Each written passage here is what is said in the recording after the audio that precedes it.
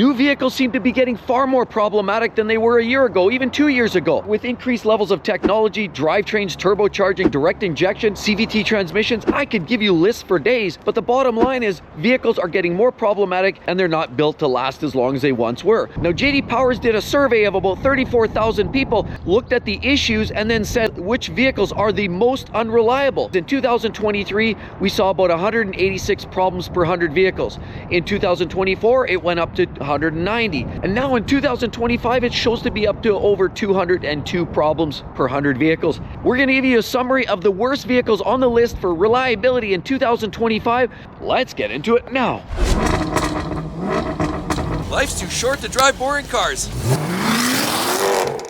Right here we have a Ram. 2022, when Ram came out, of course, they still had some of the older engines, and naturally you had a V6 3.6, you also had a 5.7 Hemi, but a lot of these were problematic. Ram, Stellantis, we know where they were never at their highlight. They were never the most reliable vehicle on the road, and certainly while a lot of them can last a long time simply because the slow churning V8s, the big rugged suspension as well as chassis, the fact remains is it's the nickel and dime components that means the average Ram has as much as 242 per 100 vehicles for problems. That's right, one of the worst vehicles in the top 10 certainly, but it's one of the least problematic of this group. Now, there have been issues, of course, later on in life with some of the 5.7 liter, the Hemi tick. You get that because of lack of oiling to the top. Eventually it develops a tick, especially at low and idling drive conditions. Why?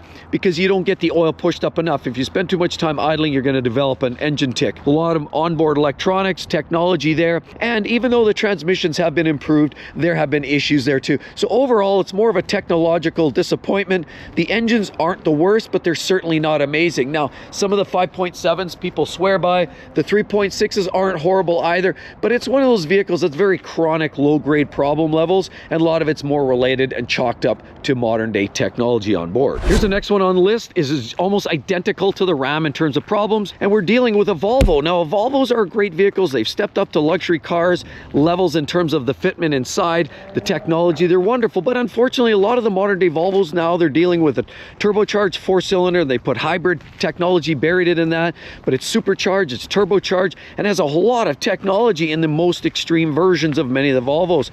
Lots of tech, lots of relatable issues with oil consumption, check engine lights, transmission problems, even surging and drivability issues seems to be a common issue with a lot of the Volvos these days. And unfortunately, because it's such a complicated vehicle with such an extreme level of drivetrain commitment in terms of what they've actually done to deliver the performance out of such a small amount of cubic inches, means this vehicle is just a breath away from taking another trip to the service shop. That's right, the average Volvo sees as many as 242 problems per 100 vehicles, places it seriously in the list of the top 10 most problem vehicles based on the 34,000 survey. Here's the next one. This vehicle here, Mercedes-Benz, 243 problems per 100 vehicles.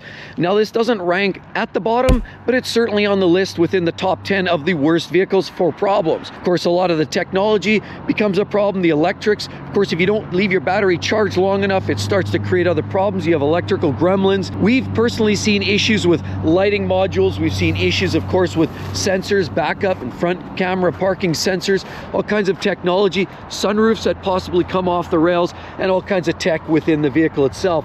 Now, some of these, this one here has a dual clutch gearbox, front wheel drive predominantly. In the GLA 250, this one's a 4MATIC, so it's all wheel drive. But a lot of the problems start popping up.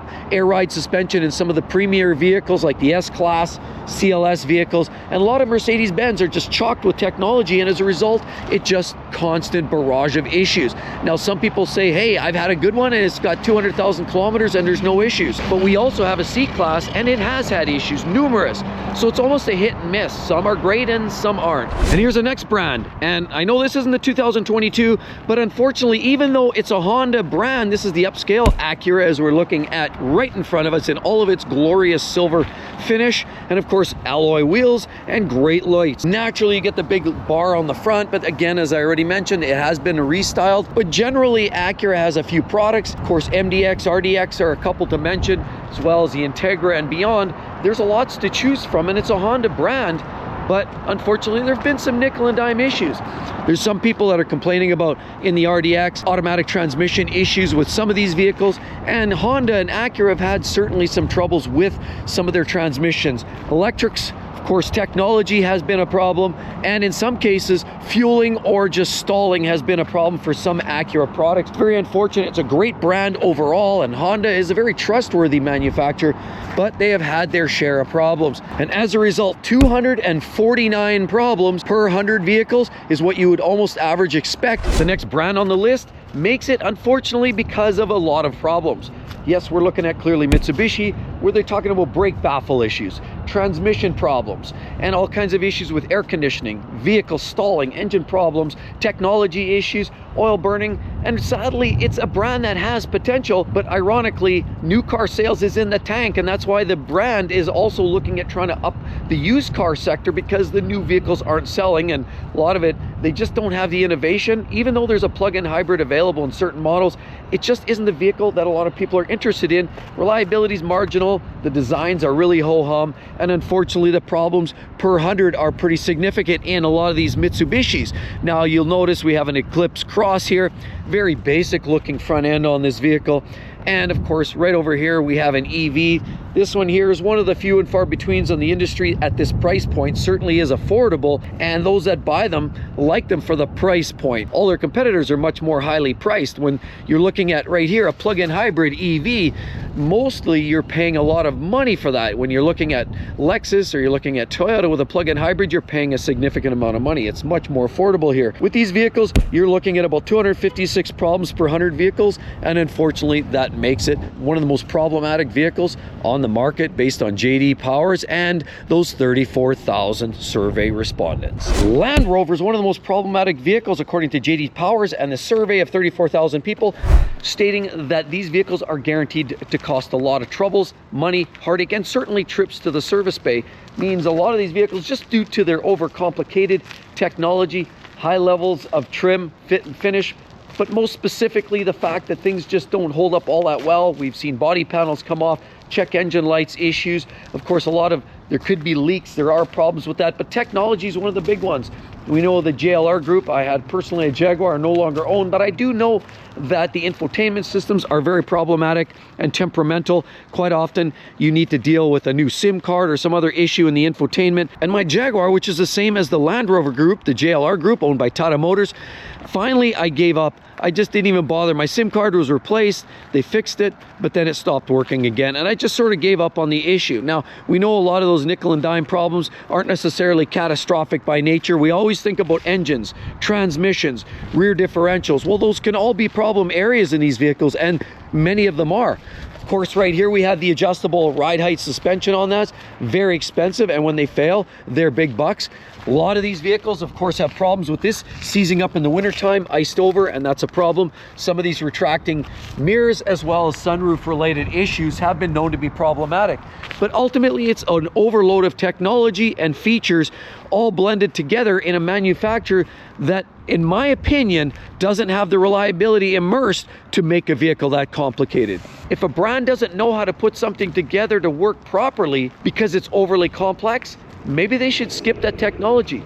But these vehicles are known for high levels of problems, so it should be of no shock when I say 270 problems per 100 vehicles is the average for a Land Rover product. Now, some are better and some are worse. We have a full-size Range Rover, there's the Sport, of course, all the other smaller Discoveries and beyond. There's a multitude of different vehicles, but suffice it to say, they all have durability problems. And here's one of the most problematic vehicles on the list. Naturally, this one is Four Rings of Despair by Audi. And this is a TFSI. Of course, we also have a Q3 here. We have a Q5.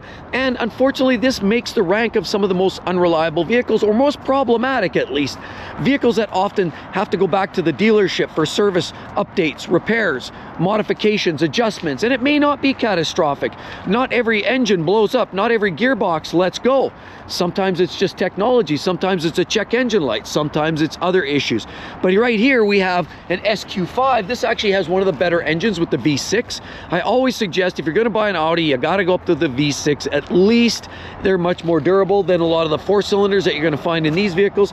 These often have the EA888 or a variation of that 2-liter turbocharged 4-cylinder engine, usually generates a heap of problems. Timing chain issues with some of these vehicles, and of course naturally water pumps, coolant leaks. Naturally you also have problems with technology, check engine lights.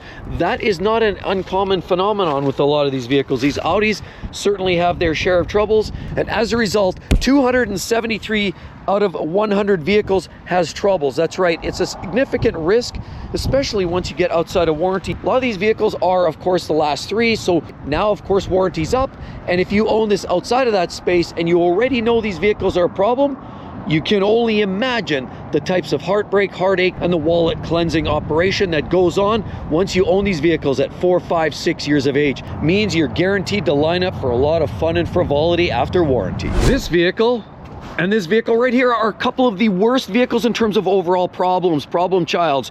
Yes, we're talking about Jeep. As you'll notice, this one here is a Sahara, so that's fairly quite well loaded. You've got lots of painted parts. This is a Jeep Wrangler. Everybody knows the Wranglers and the Jeep Grand Cherokees are a couple of their more popular models, but Jeep, you also have smaller vehicles like the Compass, as well as a Wagoneer, the larger SUVs, and clearly it's a brand that brings people in with passion. That's right, people buy these from the heart because they wouldn't buy it from this because the reliability problems just keep mounting. And a lot of these vehicles, of course, the Jeep Grand Cherokee, there's been issues with electrics and all kinds of other problems. The Jeep Wrangler, for example, you can get issues like death wobble, where the suspension gets a little bit too loose, articulates too much, and then becomes dangerously unstable at highway speeds. Of course, electrical issues with lights, gauges on the old TIPM. Of course, the TIPM electrical system has been upgraded, but electrical problems does seem to be a continuous issue. Of course, you do have problems with, you know, just the general quality of fit and finish on some of these products. Now, Jeeps like this have always been popular. Prices have gone through the roof with a lot of these vehicles, and clearly